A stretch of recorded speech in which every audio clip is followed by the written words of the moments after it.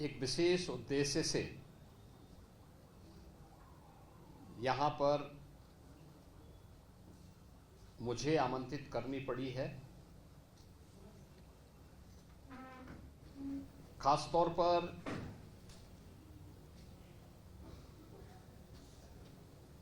जिन लोगों ने भारत की विरासत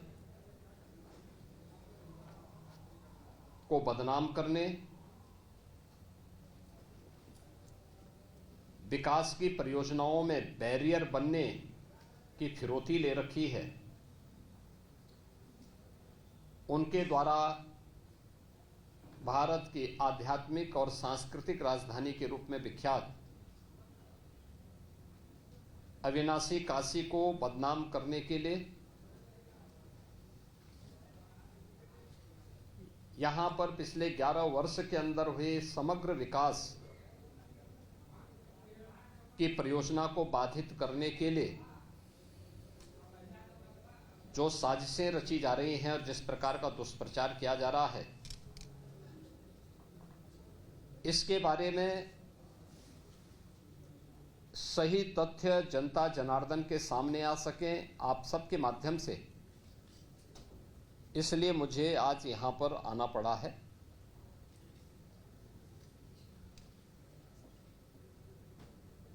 हर व्यक्ति जानता है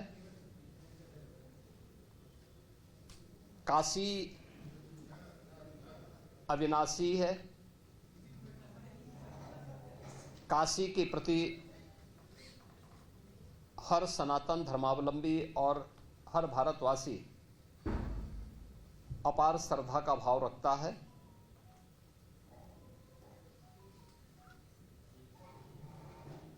लेकिन स्वतंत्र भारत में काशी को जो सम्मान मिलना चाहिए था, काशी का जो विकास होना चाहिए था, उस समग्र विकास के कार्यक्रम को वह महत्व नहीं मिला जो आज़ादी के तत्काल बाद प्राप्त होना चाहिए था। पिछले 11 साढ़े 11 वर्ष के अंदर काशी एक बार फिर से अपनी आध्यात्मिक और सांस्कृतिक विरासत का संरक्षण करते हुए उनका संवर्धन भी कर रहा है और भौतिक विकास के कार्यों के माध्यम से एक नई ऊंचाइयों को भी प्राप्त कर रहा है। आज काशी को एक नई वैश्विक पहचान प्राप्त हुई है और इस काशी के बारे में जो काशी के ही प्रतिनिधि के रूप में देश की संसद में काशी का प्रतिनिधित्व, यह हम सब का सौभाग्य है कि देश के यशस्वी प्रधानमंत्री श्री नरेंद्र मोदी जी करते हैं। प्रारंभ से ही उन्होंने इसके बारे में कहा है कि काशी की पुरातन काया को संरक्षित करते हुए उसे नए कलेवर के रूप में देश और दुनिया के सामने प्रस्तुत किया जाना चाहिए और उसी के अनुरूप पिछले 11 साढ़े 11 वर्ष के अंदर काशी की योजनाएं तैयार हुई।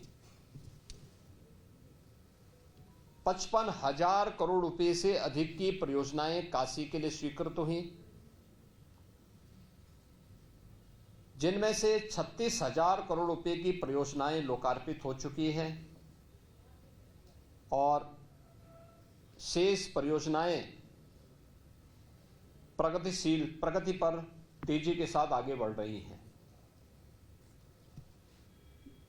ये परियोजनाएं जो भी हैं, समग्र विकास की वे परियोजनाएं हैं जो काशी की आध्यात्मिक और सांस्कृतिक विरासत के संरक्षण के साथ ही शिक्षा के लिए, स्वास्थ्य के लिए, यहाँ के इंफ्रास्ट्रक्चर के लिए, यहाँ के एम्प्लॉयमेंट के लिए, यहाँ की कनेक्टिविटी के लिए,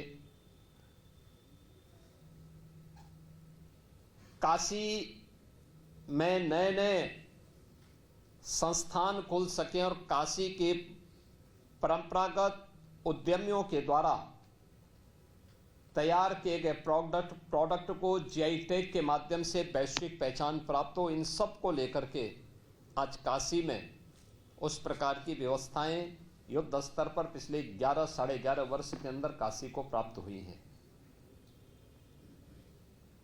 काशी की गलियां,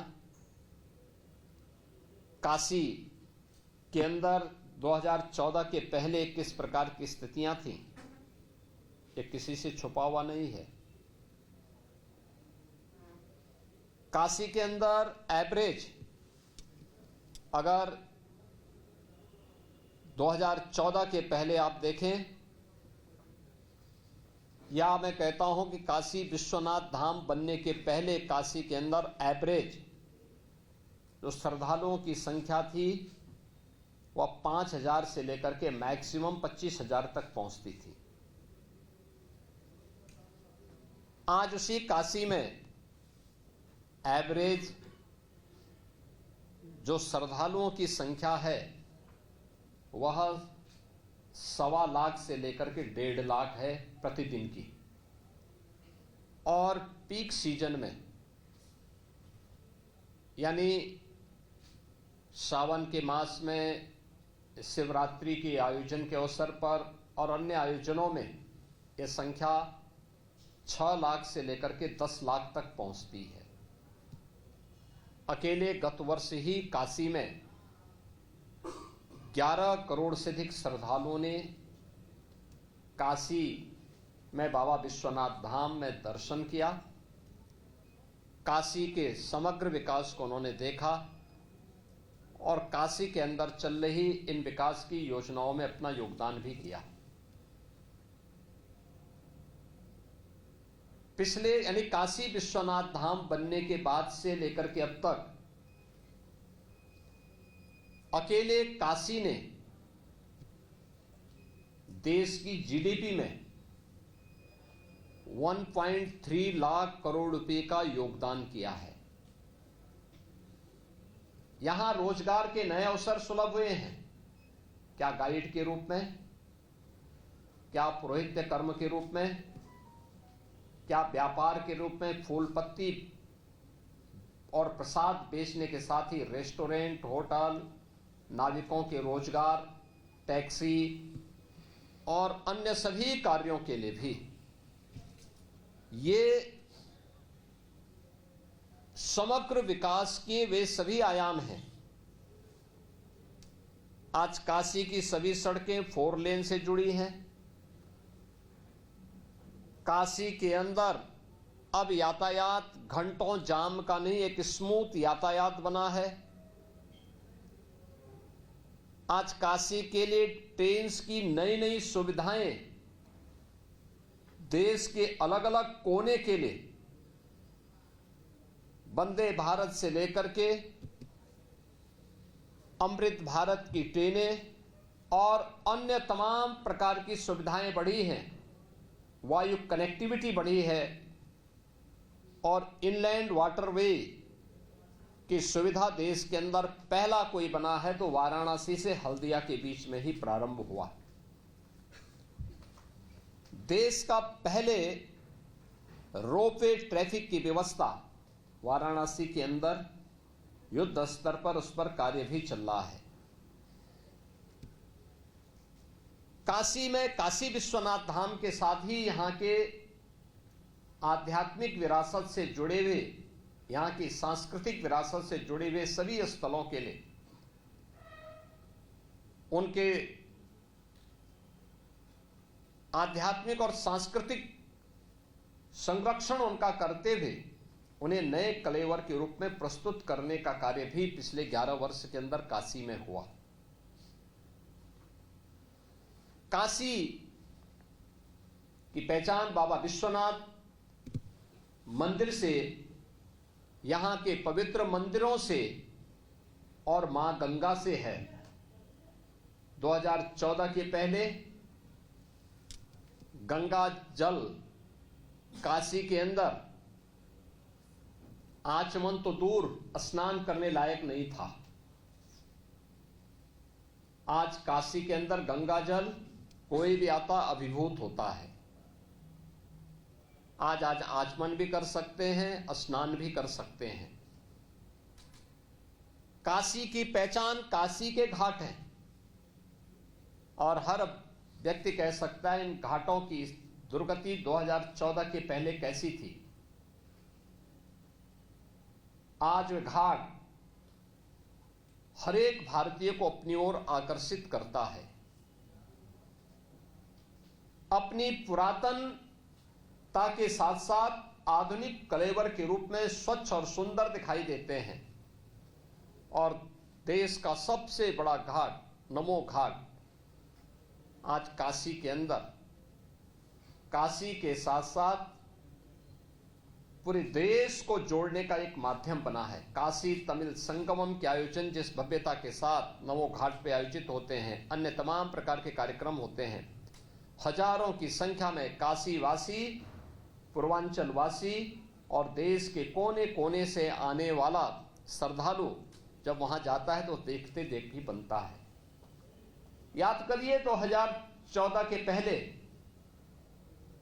बाबा विश्वनाथ धाम में बामुश्किल 50 श्रद्धालु एक साथ दर्शन नहीं कर सकता था। आज काशी विश्वनाथ धाम में 50,000 श्रद्धालु एक साथ आ सकता है, कहीं कोई भय नहीं। हर व्यक्ति श्रद्धा आराम से दर्शन करता है, बाबा का अभिषेक करता है, गंगा जल से बाबा विश्वनाथ का अभिषेक कर सकता है। सुविधा आज काशी में हर श्रद्धालु के लिए बिना भेदभाव के उपलब्ध हुई है।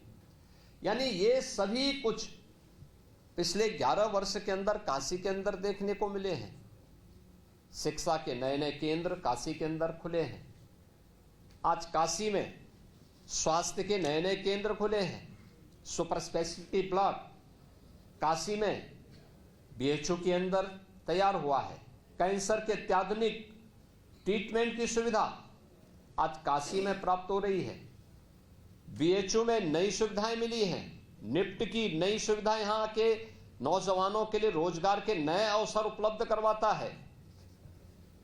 अन्य तमाम सुविधाएं स्वास्थ्य के लिए हो, शिक्षा के लिए हो, इन सभी के साथ जिस तेजी के साथ आज काशी आगे बढ़ा है, ये सचमुच वह अपनत्व जो प्रधानमंत्री जी अक्सर अपने भाषण के हिस्सा बनाते हैं कि मेरी काशी, और मेरी काशी में आज उस प्रकार की सभी सुविधाएं प्राप्त हो रही हैं। लेकिन कुछ लोग हैं जो काशी की इस विरासत को सदैव बदनाम करते हैं, उसे अपमानित करते हैं। मुझे याद है जब काशी विश्वनाथ धाम का निर्माण हो रहा था, तब भी कुछ लोगों ने साजिशें रची थी और लगातार वे साजिश रचते रहे। 2019 में काम जब प्रारंभ हुआ तब से लेकर के और 2023 तक लगातार, 2021 तक लगातार उनके द्वारा साजिशें होती रही, लगातार साजिशें होती रही। यानी उन्होंने वह भी कृत्य किए थे कि किसी वर्कशॉप में जहां मूर्तियां बनती हैं वहां टूटे हुए मूर्ति के अवशेषों को ला करके एक जगह इकट्ठा करके फिर सोशल मीडिया प्लेटफॉर्म के माध्यम से इसको वायरल करके बदनाम करने का काम हुआ था। याद करिए, काशी विश्वनाथ धाम बनने के बाद यह कहना कि मंदिर तोड़े गए सरासर गलत है। इससे ज्यादा सफेद झूठ कोई नहीं हो सकता। उन मंदिरों का पुनरुद्धार हुआ है, नए सिरे से वे मंदिर वहां पर उसी रूप में खड़े हैं। हां, पहले जीर्ण शीर्ण हालत में थे, आज उसको उसी स्थल पर उन मंदिरों को पुनरुद्धार करने का काम किया। काशी में आप याद करिए 100 वर्ष पहले माता अन्नपूर्णा की मूर्ति यहां से चोरी करके यूरोप पहुंचा दी गई थी। प्रधानमंत्री जी के प्रयास से वो मूर्ति वापस काशी में वापस आई है और बाबा विश्वनाथ धाम में उसकी स्थापना हुई। आखिर ये प्रयास 1947 से लेकर के लगातार कांग्रेस की सरकारें 14 तक कमोवेश ज्यादा समय थी, क्यों नहीं उन्होंने इस दौरान ये प्रयास किए? क्योंकि उन्हें भारत की विरासत के प्रति सम्मान का भाव नहीं था। वैसे ही सम्मान का भाव नहीं था, वैसे ही उनको इन सब कार्यों से एक प्रकार से इस विरासत के प्रति सम्मान से उन्हें परहेज था। तुष्टीकरण की राह के माध्यम से भारत की आस्था को अपमानित करने वाली कांग्रेस कभी भी भारत की विरासत का सम्मान नहीं कर सकती है, और उन्होंने यही किया। वे लगातार अपमानित करते थे। उन्होंने कोई प्रयास नहीं किया माता अन्नपूर्णा की मूर्ति को वापस लाने का, कभी नहीं प्रयास किया। हां,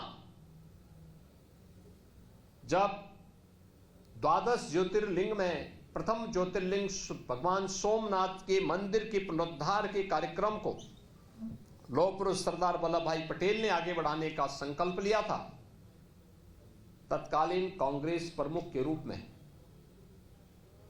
देश के प्रधानमंत्री के रूप में पंडित जवाहरलाल नेहरू ने इसका विरोध किया था।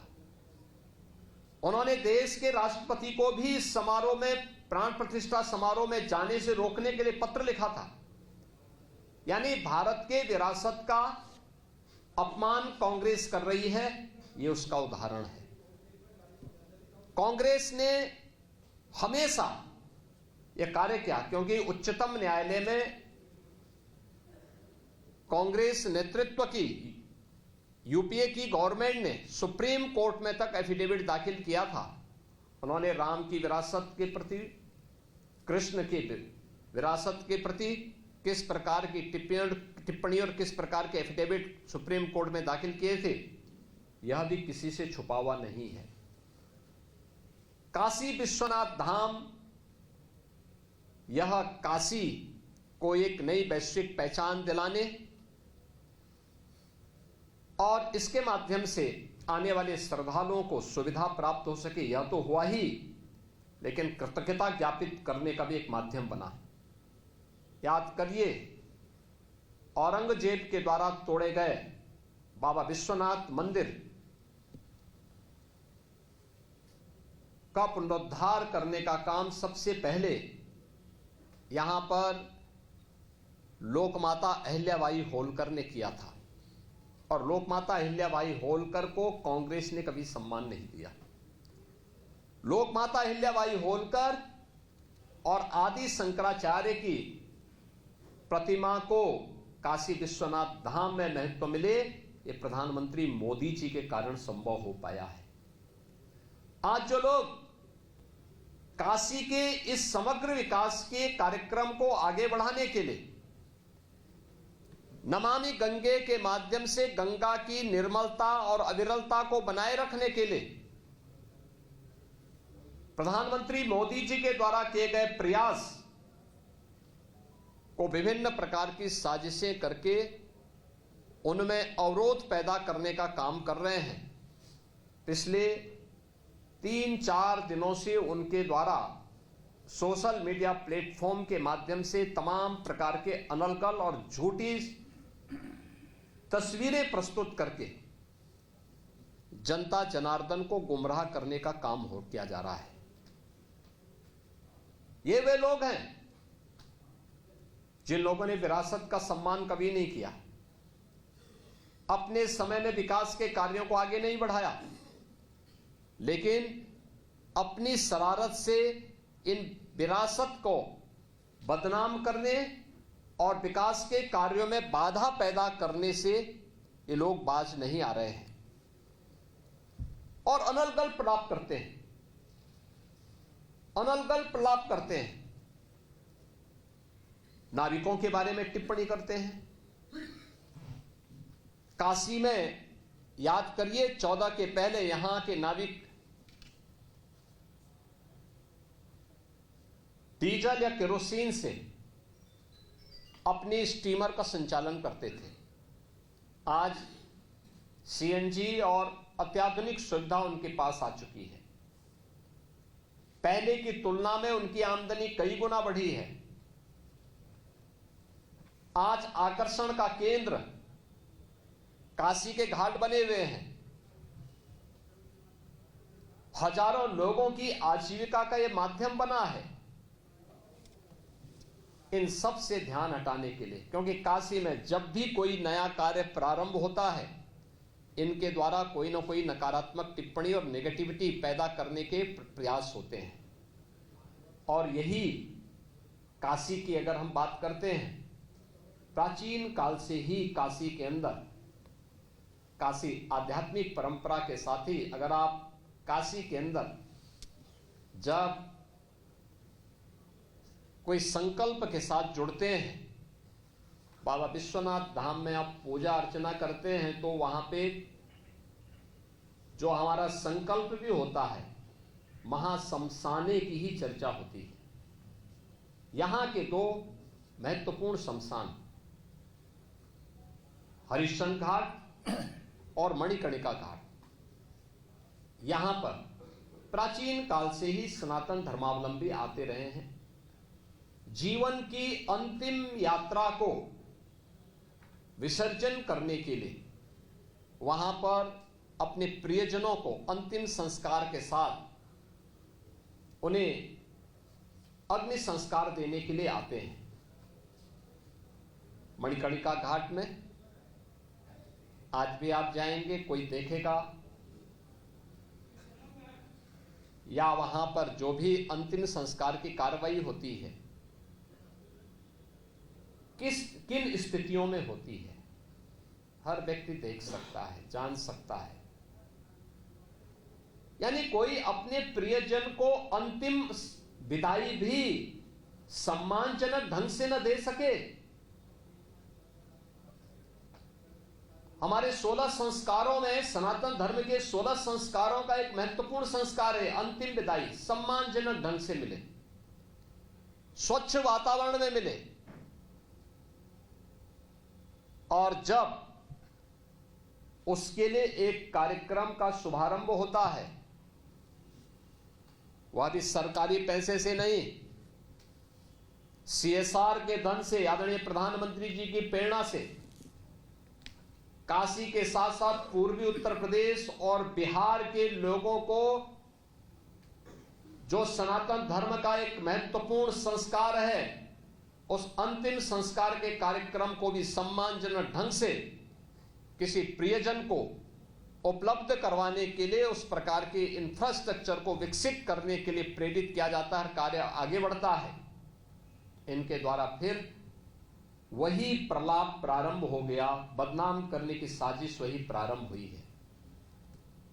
यानी वर्तमान में जो चीजें वहां पर चल रही हैं, ये सभी चीजें वहां पर आप सबसे किसी से छुपी भी नहीं है।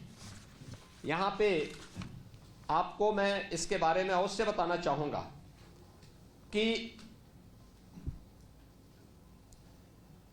सरकार इस बात को लेकर के एक तो पूरी तरह प्रतिबद्ध है कि इन घाटों में जहां भी अंतिम संस्कार के कार्यक्रम होते हैं, जो भी धार्मिक संस्कार हैं, उन धार्मिक संस्कारों में बिना किसी हस्तक्षेप के ये सभी कार्यक्रम सकुशल संपन्न हो सके। सरकार उसको फैसिलिटेट करने के लिए उन संस्थाओं को सहयोग कर रही है जो इसमें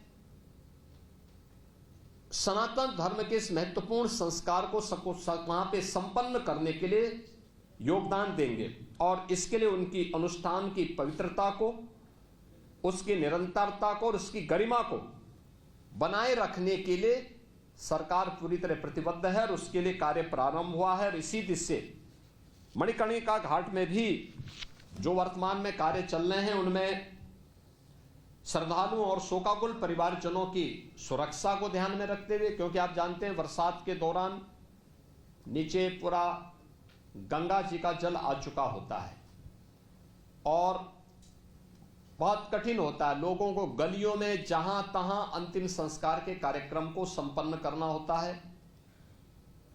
और उसके कारण कितनी समस्याएं खड़ी होती हैं। परिवार के लोगों के सामने संकट, शोकाकुल परिजन अलग से दुखी होते हैं और दूसरी तरफ दुर्व्यवस्था का शिकार होते हैं। अधजला शव पाया जाता है, और फिर क्या बीतती होगी लोगों के सामने। बरसात जब पानी भरा हो, शव आधा जला हो, कोई अन्य जीव उसे नोच रहा हो, उस परिवार के सामने किस प्रकार की स्थिति पैदा होती होगी। इन सब से लोगों को सुविधा प्रदान करने के लिए अच्छा वातावरण, स्वच्छ वातावरण मिल सके, अंतिम विदाई भी सम्मानजनक और गरिमापूर्ण तरीके से दी जा सके, इसके लिए ये कार्यक्रम बन रहे हैं और इसके लिए ये कार्यक्रम वर्तमान में चल रहा है। इसके साथ ही गंगा जी का जो इंफ्रास्ट्रक्चर है उसको और सुदृढ़ किया जा सके, इसके लिए घाटों का संरक्षण एक लंबे समय तक हो सके, और दाह संस्कार की प्रक्रिया में किसी भी प्रकार की उस धार्मिक संस्कार के कार्यक्रम में कोई हस्तक्षेप न हो, निर्विघ्न सभी कार्यक्रम संपन्न हो सके। इन चीजों को ध्यान में रख करके सभी कार्यक्रम वर्तमान में वहां पर चल रहे हैं, जिसमें मणिकर्णिका घाट से प्रवाहित होने वाले 100 दार राख में, क्योंकि ये राख केवल राख नहीं है, इसमें carbon dioxide, calcium, phosphate, nitrogen oxide जैसे तत्व होते हैं जो गंगा जल के बीओडी को और सीओडी, नाइट्रेट, फ्लोराइड, इन सब के स्तर को बढ़ाता है। यह कोई परंपरा पर आरोप नहीं है, यह एक वैज्ञानिक वास्तविकता है। और कई परिवार, जो मैंने कहा ना, लकड़ी का जो खर्च है वह वहन नहीं कर पाते, अजली चिताएं, और कभी कभी पूरा जो शव है उसको ही जो है नदी में प्रभावित करने के लिए मजबूर हो जाते हैं। ये स्थिति आप अपनी आंखों से, कोई भी व्यक्ति वहां पे जाके देख सकता है, ये होता रहा है। इसके साथ ही यह भी व्यवस्था की गई है कि डोम समुदाय हजारों वर्षों से इस कार्यक्रम को, वहां पर इस संस्कार के कार्यक्रम को, अंतिम संस्कार के कार्यक्रम का वाहक है, और उनके द्वारा हजारों वर्षों से सम्मानजनक ढंग से इन कार्यक्रमों को आगे बढ़ाने का काम भी किया जाता है। उनके सम्मान और उसमें भी किसी प्रकार की कोई दिक्कत न हो, इसको भी ध्यान में रख करके जो प्रोजेक्ट वर्तमान में चल रहा है, तो उसमें 100 दाह की प्रक्रिया के साथ ही टेक्नोलॉजी का उपयोग भी हो, वह इको फ्रेंडली भी बन सके, इसको ध्यान में रख करके अगल बगल के मोहल्लों में भी किसी प्रकार की जो कार्बन डाइऑक्साइड या फिर अन्य नाइट्रोजन ऑक्साइड या कैल्शियम फास्फेट आदि की शिकायतें अक्सर आती हैं, वहां पर उस प्रकार की टेक्नोलॉजी का उपयोग करते हुए लोग उस गैस के कारण अगल बगल के मोहल्लों में धुएं के कारण वातावरण भी प्रदूषित न हो, इसको ध्यान में रख करके जो कार्यक्रम चल रहे हैं उनको ध्यान में रख करके ये कार्य हो रहे हैं। खुले और कवर्ड दाह संस्कार क्षेत्र वहां पे अलग अलग बनाए जा रहे हैं, यानी 18 प्लेटफॉर्म नीचे और 19 प्लेटफॉर्म ऊपर बनाने के कार्यक्रम फर्स्ट फ्लोर में। बरसात के समय में गलियों में नहीं, बल्कि ऊपर के प्लेटफॉर्म में गंगा जी का जल जहां तक आता है उससे भी ऊपर एक प्लेटफॉर्म, यानी मैक्सिमम फ्लड लेवल जो होता है उससे ऊपर भी प्लेटफॉर्म बनेगा और उसके ऊपर ये कार्यक्रम बनेंगे। शव यात्रा मार्ग, विजिटर मूवमेंट और लकड़ी भंडारण की भी सुव्यवस्थित प्रबंधन इसके साथ किया जाएगा। अभी आप देखते होंगे जहां तहां पड़ा रहता है, लोगों के सामने बड़ी समस्याएं आती हैं, और किसी भी प्रकार की कोई दिक्कत ना हो, इसको ध्यान में रख करके सभी काम हो रहे हैं। काशी विश्वनाथ कॉरिडोर के अनुरूप ही पौराणिक महत्व के मणिकर्णिका घाट का, उसके स्थापित्य शैली का निर्माण का कार्य भी किया जा रहा है। वहां प्रतीक्षालय, पेयजल की सुविधा, चेंजिंग रूम की व्यवस्था, व्यूइंग गैलरी की व्यवस्था, और साइड में कहीं एक और जहां से अगर कहीं टॉयलेट की आवश्यकता पड़ेगी तो वह भी सभी प्रकार की सुविधाएं उसमें तैयार की जा रही हैं। रैंप है, ड्रेनेज है, लाइटिंग है, वेस्ट मैनेजमेंट की स्थापना भी इसके माध्यम से करने के लिए एक प्रोजेक्ट को आगे बढ़ाया गया है, जिससे पॉल्यूशन को न्यूनतम किया जा सके। धार्मिक स्थलों में जैसे विष्णुपादिका है, दत्तात्रेय पादुका है और अन्य जो महत्वपूर्ण स्थल हैं, उन सब के भी संरक्षण का कार्य इसके साथ जुड़ा हुआ है। लोकमाता अहिल्याबाई होलकर की जो प्रतिमा एक प्लेटफॉर्म में बनी हुई थी, उसे पूरी तरह संरक्षित किया गया है और जब नया वो बनेगा तो उसमें ये सभी चीजें फिर से उसके साथ आएंगी, नए सिरे से आएंगी। यद्यपि काशी विश्वनाथ धाम में लोकमाता अहिल्याबाई होलकर की और आदि जगतगुरु आदि शंकराचार्य जी की प्रतिमा काशी विश्वनाथ धाम में भी आदरणीय प्रधानमंत्री जी ने पहले से स्थापित की है। मित्रों, कांग्रेस के द्वारा जो दुष्प्रचार किया जा रहा है वह यही वीडियो बना करके, जो अपने आप में एक अपराध है, गुमराह करने का प्रयास हो रहा है। सनातन धर्मावलंबियों की धार्मिक भावनाओं के साथ खिलवाड़ हो रहा है।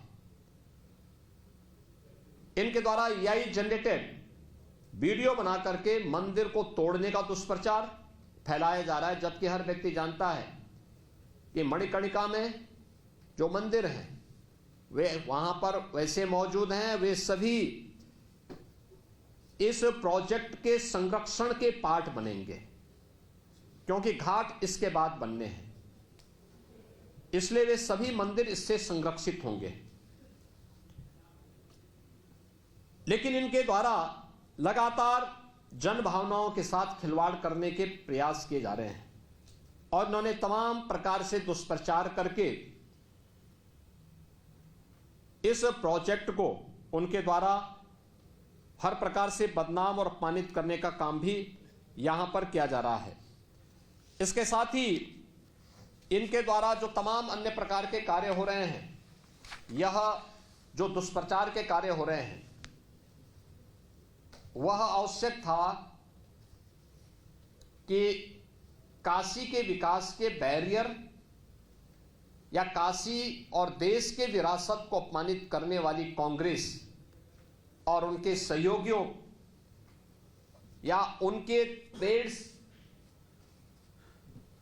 जो भी इस प्रकार के लोग हैं, वे सभी इस बात को ध्यान में रखें कि यह उनके द्वारा जन भावनाओं के साथ खिलवाड़ करने का पाप हो रहा है और इस बात को कतई स्वीकार नहीं किया जा सकता है।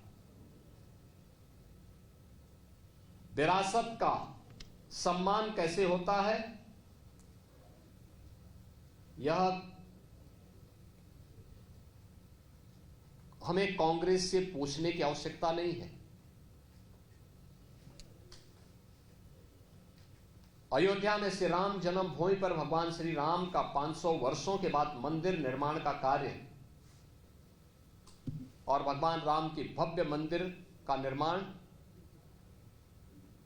काशी हो या अयोध्या, मां विंध्यवासिनी धाम हो या प्रयागराज, बौद्ध तीर्थ स्थल हो या फिर भारत की विरासत से जुड़े हुए वे सभी तीर्थ स्थल, ये सभी कार्य विरासत के संरक्षण और उसके सुंदरीकरण का कार्य प्रधानमंत्री मोदी जी के नेतृत्व में, उनके मार्गदर्शन में आज उत्तर प्रदेश के अंदर भी और देश के अंदर भी सकुशल संपन्न हो रहे हैं। कांग्रेस के द्वारा इस प्रकार की अनर्गल टिप्पणी करना, उसके नेताओं के इस प्रकार के बचकाने बयान और बचकानी हरकतों को देख करके हमें उन पर हंसी भी आती है और दया भी आती है। यानी इनका यह कृत्य वैसे ही है जैसे 100 चूहे खाकर बिल्ली हज करने चली, और यही स्थिति इन लोगों की है। जिन लोगों ने विरासत का सदैव अपमान किया, आज वे विकास के इन कार्यों को बाधा पैदा करने के लिए और ये केवल मणिकर्णिका के नहीं।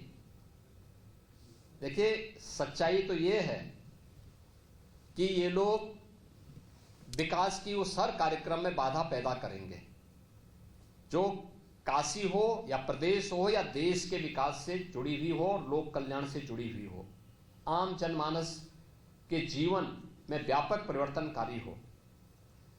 क्योंकि काशी में आने वाले इन सभी कार्यों के कारण जो लोगों को सुविधा बढ़ी है, देश आज यहां पर आ रहा है। मैंने बताया ना कि 14 के पहले 5,000 से लेकर के और मैक्सिमम 25,000 तक श्रद्धालु काशी में आते थे। आज एवरेज 1.25 लाख से 1.5 लाख प्रतिदिन का है और सीजन में यह संख्या 6 लाख से लेकर 10 लाख तक पहुंचती है। अकेले गत वर्ष काशी में 11 करोड़ श्रद्धालु अकेले काशी में दर्शन करने के लिए, बाबा विश्वनाथ धाम में दर्शन करने के लिए आया है। तो स्वाभाविक रूप से जो इसमें बैरियर थे, जो बाधक थे, वे कैसे इसको स्वीकार करेंगे? असली सच्चाई यह है कि मैदागिन से लेकर के बाबा विश्वनाथ धाम और गोदवलिया के बीच में एक बेहतरीन कनेक्टिविटी की दृष्टि से दाल मंडी के चल रहे कार्यक्रम को बाधित करने के लिए कांग्रेस के द्वारा इस प्रकार से एआई जनरेटेड वीडियो दिखा करके देश को गुमराह करने का प्रयास किया जा रहा है। याद करना, काशी विश्वनाथ धाम के समय भी इन्होंने इस प्रकार का दुष्प्रचार किया था और उस समय भी हम लोगों ने कहा था, मैंने जो बताया ना कि किसी वर्कशॉप में मूर्तियां जहां बनती हैं वहां से मूर्तियां तोड़ करके लोग ला करके इन्होंने वहां पर रखे थे और उसके माध्यम से बदनाम करने का प्रयास किया था। काशी विश्वनाथ धाम में न केवल काशी विश्वनाथ धाम में आने वाले श्रद्धालुओं की सुविधा बढ़ी है, हजारों श्रद्धालु वहां पर अब एक साथ आ सकता है, बल्कि 40 से अधिक मंदिरों का पुनरुद्धार का काम भी वहां हुआ है और वहां पर जुड़े हुए जो पुरोहित वर्ग था उनके भी संरक्षण के लिए अनेक कार्यक्रम वहां पर हुए हैं और वे भी आज सम्मानजनक ढंग से अपनी आजीविका का वहां से आजीविका बना रहे हैं। गाइड अलग से बना रहे हैं। अनेक हजारों लोगों को इस प्रकार की सुविधाएं और रोजगार की सुविधाएं भी इन क्षेत्रों से प्राप्त हो रही हैं। यह, और मैं आज के इस अवसर पर यही विनम्रता से अनुरोध करूंगा कि काशी को बदनाम करने की जो साजिश हो रही है, इसका पर्दाफाश होना चाहिए। मैं इसके लिए आपको कुछ फोटोग्राफ्स भी उपलब्ध कराऊंगा। पहले क्या था, बाद में क्या है, आज क्या है। मणिकर्णिका पहले क्या थी, आज क्या है, और आगे हम उसको कैसे इस CSR फंड का उपयोग करते हुए कैसे उसके पुनरुद्धार के कार्यक्रम के साथ जोड़ा जा रहा है, जिससे किसी भी प्रियजन के अंतिम विदाई के समय सम्मानजनक ढंग से वहां पे साफ सुथरे वातावरण में मां गंगा के सानिध्य में उन्हें अंतिम संस्कार के कार्यक्रम के साथ जोड़ा जा सके। यह भी उस फोटोग्राफ्स के माध्यम से आपको सभी तथ्य आपके सामने आ जाएंगे। मुझे आज के इस अवसर पर यही कहना था और मैं चेतावनी दूंगा जो एआई जनरेटेड वीडियो के माध्यम से जनता जनार्दन को गुमराह करके और भड़काने वाली कार्रवाई कर रहे हैं।